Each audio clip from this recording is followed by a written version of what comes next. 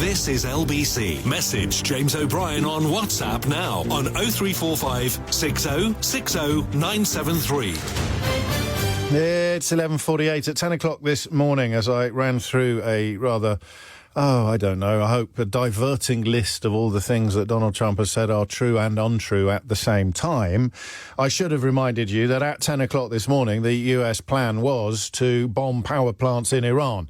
And I should have said that by 12 o'clock today, or by 1 o'clock today, or possibly by 11:30, the US plan will probably be not to bomb power plants in Iran. And that is indeed where we are, with the President of the United States suggesting in a barely literate post on social media that the resolution of hostilities in the Middle East is close to being complete and total. But in the first instance, the mooted attacks on power plants in Iran will not go forward. I am also, like night follows day, I'm seeing some reports here that Iranian media is already reporting that there has been no direct or indirect contact with Trump, and claims, again in Iranian media, that he withdrew the threat after issuing that threat to attack West Asia energy facilities. So essentially, I think he called a 48-hour ultimatum, didn't he? And Iran appears to have either negotiated a settlement or... And again, I can't believe I'm saying this about a president of the United States of America. Iran has called his bluff and he's now lying about it. And again, I'm putting you on eyebrow watch. What did your eyebrows do then when I suggested that a president of the United States of America could quite easily have called a hostile state's bluff, have threatened a hostile state, had his bluff called, and decided that the best way out of this would be to lie about it? That's probably where I'd put my money now, but not all of it. And certainly not before I've spoken to Simon Marks in Washington, D.C. You were already on hold when this dropped, were you? Well, I mean, I think that everybody that had watched what had taken place on the financial markets in Asia and in Europe over the last few hours, James, were very aware that there was a real possibility of a climb down. But the nature of this climb down, coming as it does in a message typed in all block capitals on the president's social media feed, including one particularly glorious spelling mistake, comes at a time when President Donald Trump has spent the last several days scrambling to find an off-ramp from Iran, and has issued a whole series of completely contradictory messages. On the one hand saying we're winding down, on the other hand issuing this ultimatum saying that if the Iranians didn't reopen the Strait of Hormuz, he was going to bomb their energy and power plant infrastructure back to the Stone Age. Then, of course, the president saying to a reporter over the weekend, I may have a plan or I may not have a plan, when he was asked about ground troops. But that phrase immediately became a motto inadvertently for the whole of Operation Epic Fury. Now the climb down, the Tucko moment, the Trump always chickens out moment. But there are more holes in this statement than you will find in a piece of Swiss cheese, because while he says and reveals, or claims, I think we have to say, that there have been 2 days of productive, very good conversations between the United States and Iran. He doesn't make it clear whether he's talking to the Iranian government. He simply says the country of Iran. He also doesn't make it clear if these are direct talks or whether, like the abandoned talks in Geneva, they were going through third parties. And most importantly of all, while he says that he is putting a hold on his plan to launch military strikes tonight against Iranian power plants and energy infrastructure, says he's putting that on hold for 5 days so that these talks can continue for the rest of the week. He makes no reference in this social media message to the Strait of Hormuz, which was, of course, the fundamental issue that his threat to bomb the power plants was supposed to deal with. He was calling on the Iranians to reopen the Strait of Hormuz, or he would start bombing their energy and power power facilities.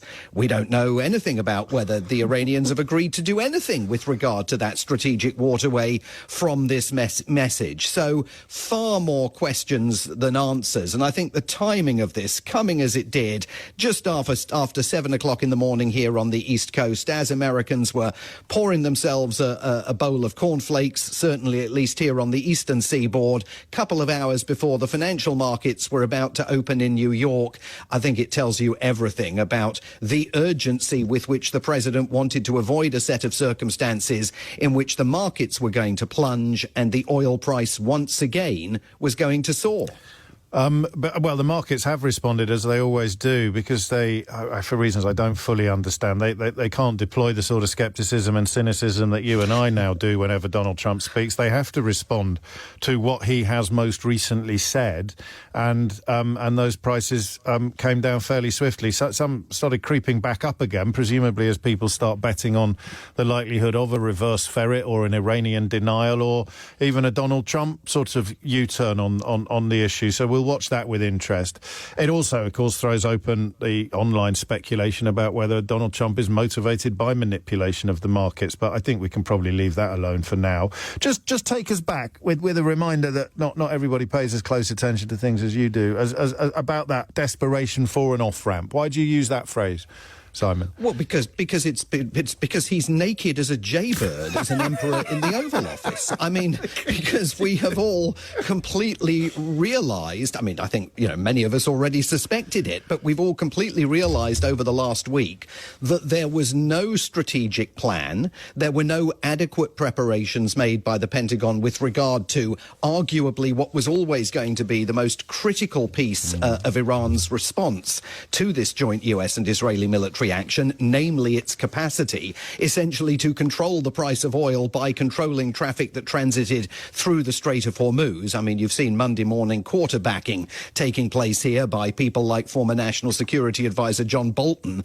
saying, I can't believe they didn't have a plan for the Strait of Hormuz. But it is evident that there was no plan at all. He's been rejected roundly by his allies in Asia, by his NATO allies, with the singular exception of the increasingly extraordinary character of the NATO Secretary-General Mark Rutte, who took to television here this weekend and urged American voters, that was the phrase that he used, American voters, to rally around the president and to understand what kind of benefits this military action in Iran was going to be bringing them. I mean, an extraordinary position for the NATO Secretary-General to be taking while governments across Europe were saying, you know what, mate, you and Benjamin Netanyahu created this mess. You guys need to clean it up. But the contradictions and the anger that we've seen exhibited through the president's statements, his social media postings, and when he's spoken to reporters in person. I mean, he was telling one reporter on the phone this weekend that NATO was about to get its comeuppance, whatever that means. I mean, all of this, I think, revealed not just a desperation on his part to try and find an out from a military conflict that he expected was going to be done and dusted in 2 or 3 days, Venezuela style. But as I know you were raising on the programme last week, it also raises some pretty fundamental questions about where he is mentally. I mean, he has appeared, there's no way of not focusing on it. He has appeared to be deranged over the course of the last week. And, if it was any other president acting in this way, everybody would openly be saying the emperor has no clothes.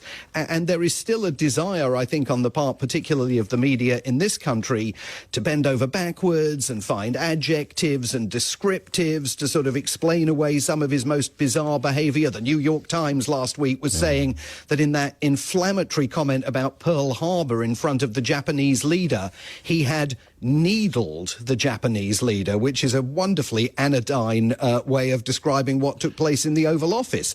There is a reality here. His behaviour is deeply unpredictable, as we've seen just within the last few minutes. Yeah, and it's not, I know you know this, but it's not confined to your side of the Atlantic, Simon. We've got plenty of people over here who'll give the biggest sycophants in the US media a run for their money in this country, and dare I say it, occasionally even in this studio.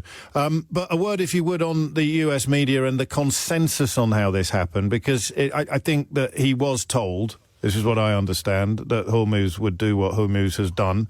And he thought either that he'd sort of somehow be immune from reality or that it would all be over. This reminded me slightly of Putin and Ukraine. It would all be over so quickly that none of these potential repercussions would apply, or just that he put his fingers in his ears and decided to press ahead anyway because he's Donald Trump and, as he keeps telling us, he can do whatever he wants.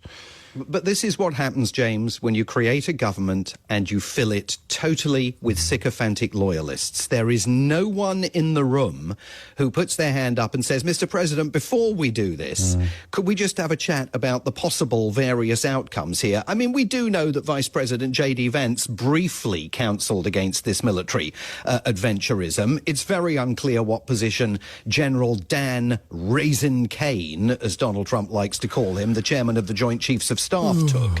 But when you see, you know, these sycophants like Pete Hegseth, the Secretary of War, as the president styles him, and various others within his entourage, you can see that there is no one there. Mike Waltz, the now US ambassador to the United Nations, the former national security advisor, fully aligned behind Donald Trump's strategy this weekend. Scott Bessent, the Treasury Secretary, imagine being in his shoes, having to deal with the roiling nature of the financial markets and worrying about the price of oil and what it's doing for the long-term prospects of Republican candidates in November's presidential election. But he was fully on board on American TV this weekend. There's no one there that can stand up and say, you are honestly walking around starkers, mate, and you should do yourself a favour and try and save yourself from yourself. And so he finds himself in this position. Can you stop where conjuring up images of a naked Donald Trump? I'm getting complaints. That's twice you've done it now in the space of one hit.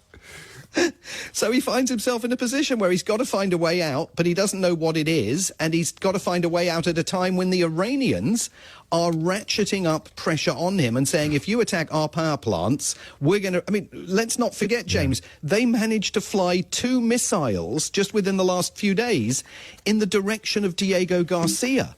A greater range of ballistic missiles than were previously known to be in their arsenal, at a time when the President of the United States says their ballistic missiles have been completely destroyed and obliterated twice, actually, because they were completely obliterated 9 months ago as well. It's easy to forget that. And then, of course, they were completely obliterated again last week. But lo and behold, they're still firing them. Simon, thank you. Are you busy for the next hour? Because we may need to come to you to discuss the polar opposite of what we've just been discussing, when Donald Trump comes out and says he never said the thing he's just said and that he's actually going to start bombing power plants tomorrow. There's a senator called Tillis who was giving an interview that I think sums up quite a lot of the stuff that you've just been telling us. We'll have a little listen to that, I suspect, after this. Until then, Simon Marks, thank you.